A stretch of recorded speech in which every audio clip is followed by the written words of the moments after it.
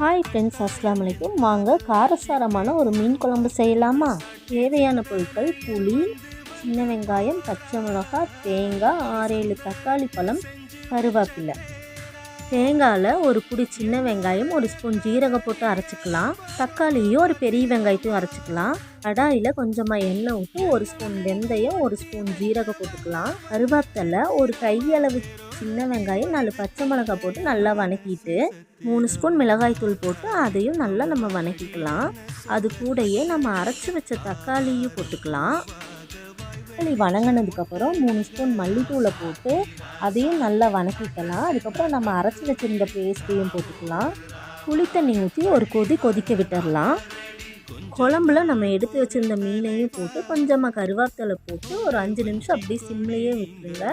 இப்போ நம்ம அதிரடியான சூப்பரான ஸ்பைசியான மீன் குழம்பு ரெடி ஆகிடுச்சு.